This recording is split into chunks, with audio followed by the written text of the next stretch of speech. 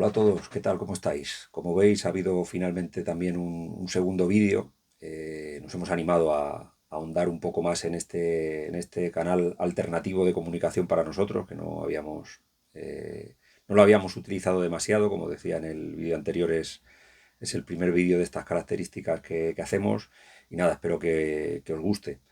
En este caso, de lo que voy a hablar es de un libro, iba a decir antiguo, pero bueno, tampoco lo es tanto, ¿no? Lo que pasa es que en este mundo tan complejo como el nuestro, tan acelerado, un libro de hace un año es un libro ya pasado, ¿no? No es así para nosotros, para la Sierra del Dragón creemos que eso forma parte del sistema en el que vivimos, pero nosotros no resistimos, ¿no? Y un libro, desde luego, tiene que salirse de esa dinámica y es lo que vamos a intentar, ¿no? Lo que voy a intentar yo con este vídeo es, podemos tomarlo como una suerte de una especie de presentación que no se hizo en su momento de este libro. Se trata de los califas de la Atlántida.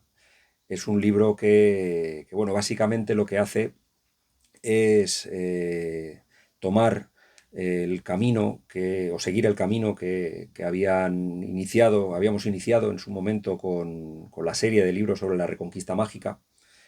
Eh, es un libro, bueno, algo más profundo que los ensayos anteriores, desde luego más voluminoso en número de palabras y en número de páginas. Y como digo, sigue esa propuesta de la reconquista mágica, ¿no? Del análisis desde un punto de vista heterodoxo de la historia que conocemos como el periodo histórico que conocemos como reconquista y que abarca desde la conquista musulmana de la península en el 711 hasta la toma de Granada por parte de los Reyes Católicos en 1492. Para quien no conozca los ensayos anteriores, voy a hacer una pequeña introducción, un pequeño resumen de lo que de lo que han sido esos libros, que por supuesto todavía están disponibles y podéis haceros con ellos si os interesa. Esta historia arranca en el 2018 con un artículo más o menos largo que publiqué en una revista que también tengo un poco abandonada, así que está un poco abandonada y olvidada, ¿no? De enigmas misteriosos e inexplicables, que forma parte de los orígenes de la Sierra del Dragón. Aquel artículo se titulaba Los hechiceros de Covadonga y estaba centrado fundamentalmente en la batalla de Covadonga, en la figura del rey Don Pelayo, tomando una serie de elementos que forman parte de la historia, sobre todo de la leyenda, porque hay que decir que de aquella época hasta precisamente hasta la época de la que hablamos en esta última entrega, en los califas de la Atlántida, son crónicas muy escuetas, con muy pocos datos, y todo se entremezcla con lo que es la leyenda, ¿no? Que ha formado parte de la leyenda, y realmente de historia hay muy poco de lo que tirar, ¿no? Prácticamente muy apenas hay arqueología, documentación también, la documentación también es escasísima y normalmente son documentos que han sido elaborados con posterioridad. De nuevo es un tema que dejo aquí para luego retomar cuando entremos ya de lleno en lo que fue lo que es los califas de la Atlántida, esta última entrega. Esa, como digo, fue la primera entrega, dedicada o centrada en la batalla de Covadonga y en el rey Don Pelayo. La segunda entrega es de 2020, ya se publica como un libro aparte, se titula Los Reyes Magos de Asturias y la conspiración del Campus Stellae. Es un estudio ya centrado en la sucesión de los reyes asturianos que vienen después de Pelayo, también en la formación o la invención, digamos, del Camino de Santiago, con todas sus significaciones mágicas y que viene traído por parte de uno de esos reyes, uno de esos sucesores de Pelayo, supuestos sucesores, como yo especulo en este nuevo ensayo. Bueno, y de la misma manera, ¿no? Tomando las pocas notas que dejan las crónicas y ahondando, tratando de buscar esos elementos mágicos, heterodoxos que forman parte de ella, de una manera, y eso es algo que defendemos a lo largo de estos ensayos, de una manera que no ha sido muy bien tratada por las crónicas, o sobre todo por la historiografía posterior, que peca siempre o eso por lo menos es nuestra opinión, peca siempre de un cronocentrismo, ¿no? De pensar que en tiempos pasados el mundo era similar al nuestro y analizar esos tiempos pasados, esos personajes, esos acontecimientos desde nuestro punto de vista, lo cual, insisto, es un error porque pues yo estoy convencido, ¿no? Yo como otros muchos autores, que el tiempo, a lo largo del tiempo, la mentalidad, la conciencia ha cambiado y desde luego el mundo, la forma de ver el mundo ha cambiado y eso por supuesto lo modifica todo. Pero bueno, ya digo, esa fue la propuesta de esa segunda entrega, de Los Reyes Magos de Asturias y la conspiración del Campus Stelae.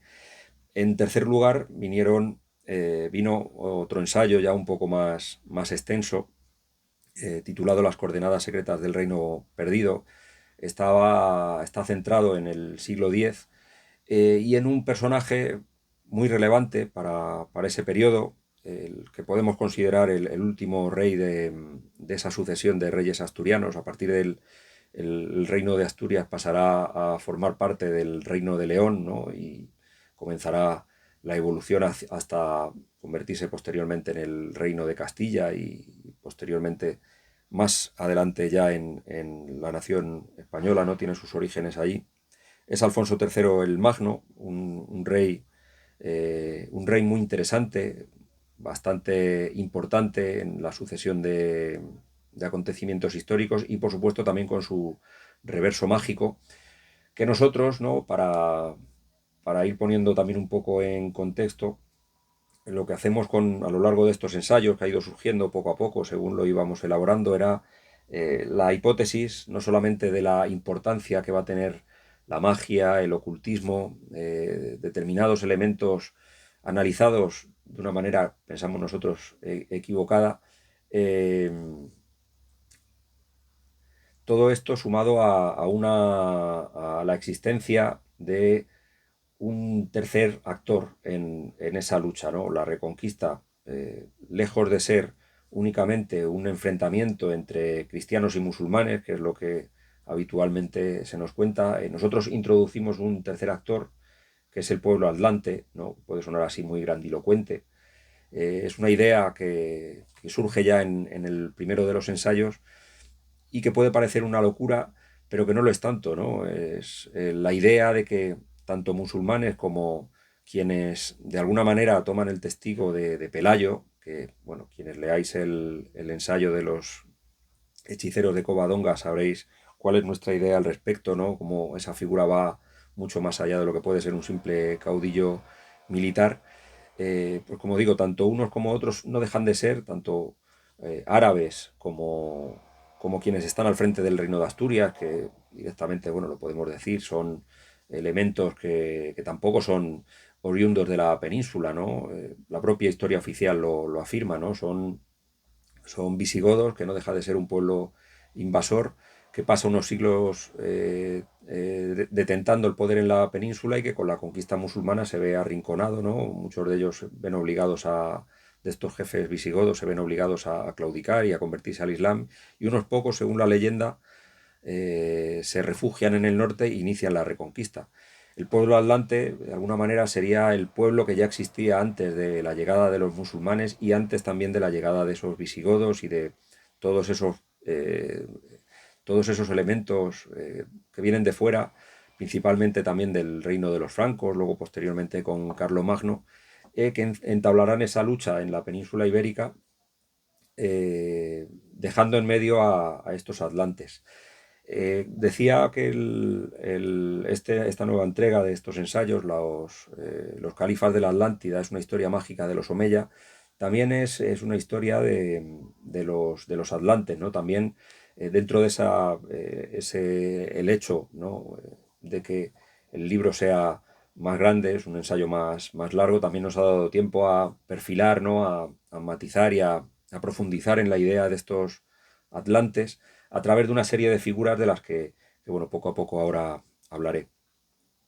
Pero sí que es cierto que los omeyas son los protagonistas del libro, ¿no? Bueno, de hecho, los califas de la Atlántida es el título y creo que está muy bien puesto porque de alguna manera estructura la línea de este nuevo ensayo.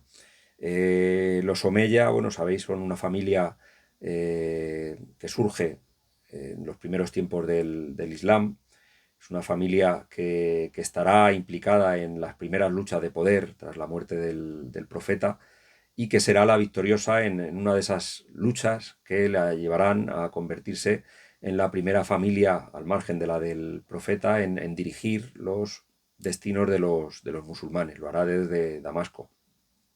Es una historia, la suya, como en general todas las historias que tienen que ver con este periodo que va desde el final del Imperio Romano hasta ya los comienzos de la modernidad con el Renacimiento, ¿no? Lo que llamamos Edad Media y sobre todo el primer periodo, la Alta Edad Media, es una historia, como digo, repleta de significación mágica, de elementos que tienen que ver con la magia y con los poderes ocultos del universo. De nuevo, bueno, puede parecer todo muy, muy alocado, pero es así, ¿no? Basta con leer las crónicas y ver lo que decían los contemporáneos de aquellos personajes, de aquellas figuras. El, el libro destaca esos elementos mágicos y los pone en relación con el hecho de que los Omeya, que pasarán un largo tiempo dirigiendo los destinos del imperio musulmán desde Damasco, acabarán a través de una conspiración contra ellos, la muerte de todos los familiares, una historia, por supuesto, que hay que poner en cuarentena como como todos los elementos históricos, ¿no? Toda la documentación de la que disponemos y la historia oficial en general acabarán, como digo, a través de la figura de Abderramán I, haciéndose también los dueños de la península en un golpe de efecto, ¿no? Que terminará con su familia rival, los abasíes, en un momento dado, arrebatándoles el poder del imperio, ¿no? Poniéndose ellos al frente del imperio, pero ellos quedarán en la península, los Omeya quedarán en la península a través de, bueno, el primero será Abderramán I y luego habrá otros muchos después, emires, hasta acabar convertidos, ¿no? También en califas, ¿no? El califa, para el que no lo sepa, es el líder espiritual y político de la comunidad musulmana, ¿no? Va a decir algo así como el Papa, pero es algo más que el Papa, ¿no? Porque tiene, además de ese poder espiritual, tiene el poder también de lo militar, ¿no? El poder efectivo, el poder real, terrenal, podríamos decir. Esto es importante y esto que puede parecer una anécdota o que puede parecer el resultado de un proceso histórico, de una serie de circunstancias aleatorias, es algo que yo lo hablo en el libro, es algo que aparece ya en los primeros tiempos del Islam. Hay leyendas incluso que hablan de que el propio profeta estaba implicado o había recibido algún tipo de información en ese sentido, de que el destino de los musulmanes pasaba por ir hacia Occidente. Occidente, representado en este caso por Al-Ándalus, es algo que, bueno, está conectado con una serie de circunstancias que ahondan en lo más profundo de la historia, ¿no? El occidente más extremo, lo que podemos considerar Al-Ándalus, pero también el norte de África, en su vertiente atlántica, ha sido siempre desde antiguo el lugar donde muchos situaron el reino de los muertos, ¿no? El más allá. Esto es algo que queda perfectamente ilustrado a través de esa serie de peregrinaciones que también hunden sus orígenes en lo más profundo de la prehistoria, ¿no? Una de ellas, de la que hablábamos antes, el Camino de Santiago, pero otras también que recorren Europa, que en su momento se tiene constancia que terminaban en la costa atlántica de Europa. Peregrinaciones, bueno, por supuesto con cierto sentido esotérico, cierto sentido trascendente, y que, bueno, moverán también, como digo, a los musulmanes una vez que surja esta religión y a sus cabecillas, sus caudillos en la forma de los Omeya. Como digo, de nuevo, lo que estamos haciendo en este nuevo ensayo es analizar la historia, en este caso la de los Omeya, la historia de estos musulmanes españoles que acabarán siendo españoles y dirigiendo los destinos de Al-Ándalus desde un punto de vista heterodoxo, ¿no? Desde un punto de vista de la magia. En este caso, bueno, ahí es algo más grato en el sentido de que existe mucha más documentación. Hay crónicas andalusíes, eh, hay, hay, por supuesto, más arqueología, es una época ya de la que conocemos más y en este sentido, como digo, es algo mucho más grato. También más complejo que los ensayos y por eso es algo más abultado en número de páginas porque el tema lo requiere, ¿no? Estamos hablando de un periodo del que conocemos mucho más. Aquí también se dará esa lucha del pueblo atlante, por supuesto. Los Omeya como pueblo invasor también habrá de enfrentarse a los atlantes.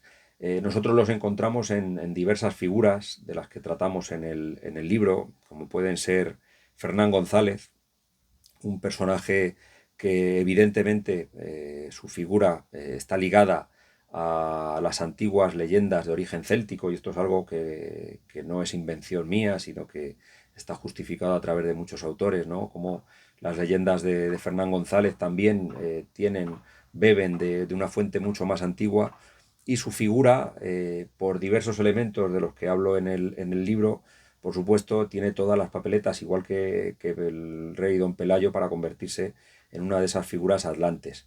Que bueno, la leyenda convertirá en otra cosa, precisamente como le pasará a Don Pelayo, y que aún así tendrá más suerte que otro de estos personajes de los que tratamos en este libro, que es el caudillo rebelde Ibn Hafsun, con una historia maravillosa, una historia que está centrada, ¿no? Él también es un personaje paralelo al de Fernán González, un caudillo, alguien que durante un tiempo operará en las filas de sus futuros enemigos, que son los Omeya, pero que tendrá menos suerte que Fernán González porque acabará siendo derrotado por precisamente Abderramán III. Y bueno, con una historia, como digo, fascinante, ¿no? Todo lo que le rodea es un personaje que ha sido bastante maltratado por la historia. Últimamente creo que sí que se le está dando algo más de valor, pero bueno, es lo que tiene ser un perdedor. No, yo también lo englobo dentro de ese pueblo atlante, por supuesto, creo que fue sin duda uno de los líderes de aquel pueblo que, que acabó siendo sepultado por la historia de una manera evidente, ¿no? Tanto él como el lugar que se convertiría en su fortaleza y que, bueno, lo dejo también para el que lea el libro, que sepa, bueno, que es un misterio que todavía sigue presente y que es una de las muestras más evidentes de cómo, del poder de la magia y de lo oculto en este periodo histórico, ¿no? Mucho más allá de lo que nos han de lo que nos han hecho pensar. Por supuesto, en el libro se habla de los orígenes de Castilla, ¿no? Es otra parte del libro muy interesante, vinculada a esa figura de Fernán González. Hay otro elemento también fundamental, que es la diosa, que recorre todo todo el periodo, o sea, perdón, todo el libro. Bueno, forma parte de la portada, ¿no? Como sabréis quienes conocéis el libro. Y, y bueno, como una parte fundamental también de esa cultura perdida atlante, que aparece a lo largo de sucesivos momentos, ¿no? Puede que el surgir la diosa como un elemento que me permitía también ligar todos los acontecimientos que aparecen en el libro fuera lo que me hiciera no dedicarme tan de lleno como tenía pensado en un principio a Abderramán III, sino extender la historia porque requería explicación, ¿no? Aunque ya había tratado, por ejemplo, la conquista musulmana en Los hechiceros de Covadonga, en esa primera entrega de esta serie de ensayos, creía que hacía falta un análisis de aquel periodo más profundo y retomarlo con elementos que, bueno, luego con el tiempo han ido surgiendo en mi investigación. Uno de ellos, fundamental, es la diosa y cómo esta figura perteneciente a ese mundo atlante aparece en los relatos sobre la Reconquista, aparece sobre todo en multitud de leyendas, tanto de los cristianos como de los musulmanes, ¿no? Y esto es interesante, ¿no? Es algo que, bueno, aparece también en el libro y creo que merece la pena. Es necesario también hablar de él para que, bueno, para haceros una idea de cuáles son los temas que se tratan. Por supuesto, bueno, por último, me gustaría hablar de la figura que inspiró la creación de este libro, que es Abderramán III, eh, y sobre todo un elemento que de nuevo pone en contacto a los cristianos con los musulmanes, ¿no? Es el hecho de, que antes comentaba que a la hora de elaborar una historia o intentar hacer una historia crítica de los primeros tiempos de la Reconquista es algo complicado porque existen muy pocas crónicas, crónicas muy escuetas. Justo a partir de la llegada de Abderramán III en Córdoba y de Alfonso III el Magno en Asturias, esto cambiará. Ellos serán los primeros en encargar como monarcas una crónica, una historia de sus respectivos territorios, poniéndolos en contexto bueno, con el lugar y con antiguos pueblos. Y sobre todo, bueno, como un ejercicio, se entiende tradicionalmente de propaganda. Yo creo que es algo más, ¿no? Que lo que intentan hacer ambos reyes, como reyes y magos que son, es elaborar una serie de textos mágicos para cambiar las cosas y como una manera también de herramienta, de arma para combatir a sus enemigos. En el libro lo comento como, no como un hallazgo, porque esto aparece en algunos autores, ha habido ya historiadores que se han dado cuenta de las circunstancias tan peculiares que se dan en torno a las crónicas, estas primeras crónicas elaboradas en tiempos de Alfonso III el Magno en Asturias y de Abderramán III en Córdoba. Determinadas circunstancias, determinadas casualidades que son muy extrañas y que se dan en la propia figura de estos dos personajes, ¿no? Tanto uno como otro son reyes que lo llevan implícito en el nombre, no son el tercero de una sucesión de reyes que arranca en dos personajes que a su vez también tienen mucho que ver entre sí, que son Abderramán I y Alfonso I de Asturias, que son dos personajes, dos monarcas que son una suerte de fundadores de sus respectivas monarquías, de sus respectivos reinos. En el caso de Abderramán I, como decía, es el primero Omeya, que después de aquella conspiración, de aquella rebelión que tiene lugar en Damasco, sobrevive y acaba llegando a la península ibérica para continuar de alguna manera el legado de sus antepasados, de su familia, de esa familia Omeya, y Alfonso I de Asturias, que también es una suerte de fundador, considerado por muchos, bueno, en mi opinión es el primero,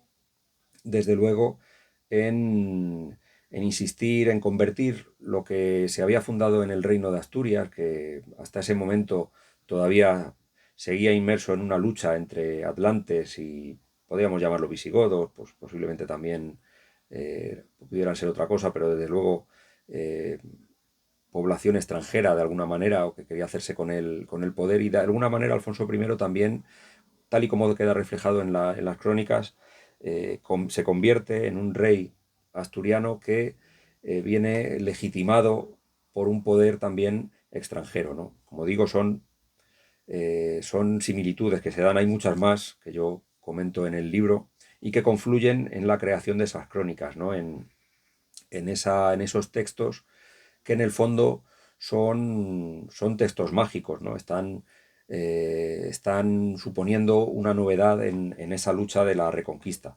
Creo que es uno de los platos fuertes del libro, desde mi humilde punto de vista, y creo que puede resultar interesante a quien le guste la historia y a quien también le guste ahondar en determinados aspectos menos conocidos de las crónicas y desde luego completamente heterodoxos, heréticos. Es algo que reconozco.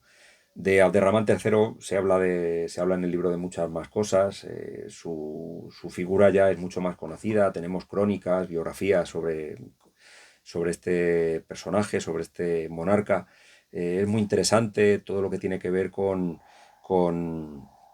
eh, con la presencia de la alquimia a lo largo de su reinado, ¿no? En manifestaciones concretas, en obras que surgen de su mano, como es la construcción de la ciudad palatina de Medinazara. Da mucho juego, ¿no? Abderramán III, la verdad que ya es un personaje en el que tenemos material, y la especulación da paso a un verdadero análisis heterodoxo de su figura. Eh, no solo se queda ahí, ¿no? Dentro de esta idea de convertir el texto, este ensayo, en una historia de los Omeya, pues por supuesto, después de Abderramán III viene su hijo, vienen los sucesores de él, y viene, por supuesto, la decadencia. Eh,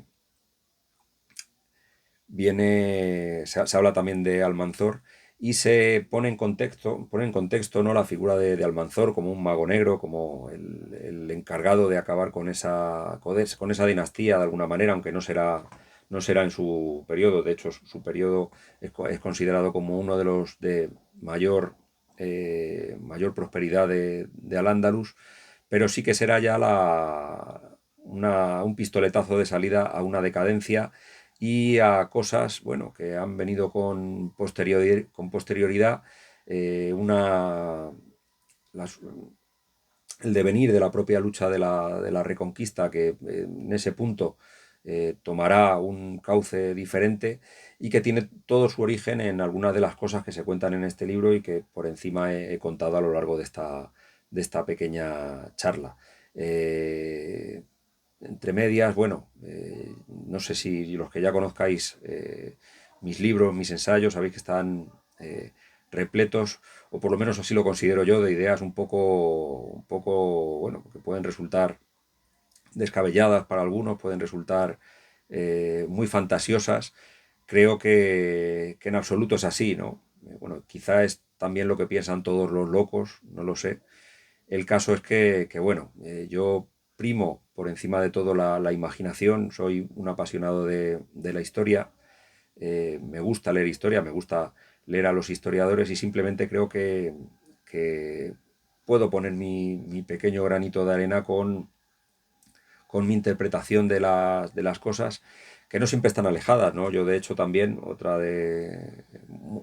la mayor parte de las cosas que imagino, que invento de alguna manera, están también basadas en ideas de otros pensadores, eh, de otros intelectuales, ¿no? Otros pensadores que han pensado cosas así arriesgadas antes que yo, ¿no? Y la prueba está en el propio libro, en la bibliografía y en los autores de los que hablo, ¿no? Cuando hablo, por ejemplo, de las crónicas y de ese carácter mágico, pues bueno, yo creo que puede resultar interesante ver cómo hay numerosos autores que están en esa línea, y que posiblemente lo que ocurra muchas veces es lo que comentaba antes, ¿no? El tema del cronocentrismo, de la idea de esa insistencia, ese empeño en interpretar el pasado a través de nuestro punto de vista, lo cual es completamente equivocado. Podemos elaborar una historia del pasado basándonos en nuestros criterios, en nuestras ideas, y de esa manera, bueno, lo que haremos será una historia muy satisfactoria para nosotros, que es lo que ocurre siempre, ¿no? El hecho de pensar que en el pasado, bueno, de imaginar la historia como tal y como la imaginamos según nuestros criterios, ¿no? De nuestro mundo moderno, ¿no? Como un devenir siempre hacia el progreso, siempre hacia arriba, partiendo de una base muy baja. Y no es así, o por lo menos yo creo que no es así, ¿no? Ha habido a lo largo de la historia determinados acontecimientos no históricos, sino que tuvieron lugar en la conciencia de los seres humanos, uno de los resultados en nuestro mundo, pero los mundos anteriores tenían otro tipo de criterios, otro tipo de coordenadas, que convertían ese mundo en un mundo completamente diferente. Y esa es una de las ideas también del libro, pensar en el pasado, teniendo en cuenta esta diferencia de criterios y de pareceres, y por supuesto una conciencia diferente. También es una idea central el hecho de que esos cambios de conciencia, lejos de ser algo espontáneo que van surgiendo por bueno, el transcurrir natural de las cosas, muchas veces están dirigidas desde el poder, desde determinadas instancias, desde lo que en el pasado eran monarcas, hoy pueden ser presidentes del gobierno o presidentes de instituciones o, por supuesto, presidentes o jefes, dueños de grandes empresas que son al final las que dirigen nuestros destinos y que como en tiempos de Abderramán III, de Alfonso III el Magno, de estos monarcas de los que os he hablado, también estaban interesados en, en construir el relato y modificar a través de él, a través de herramientas mágicas que hoy son otras, mucho más sofisticadas, la conciencia de las personas y la manera que tenemos de ver el mundo y al final de comportarnos, ¿no? Os invito, por supuesto, a leer el libro, a estudiarlo y nada, y que me contéis qué tal os ha parecido esta charla y qué tal y qué os parece también el libro. Así que nada, muchas gracias y un saludo. Chao.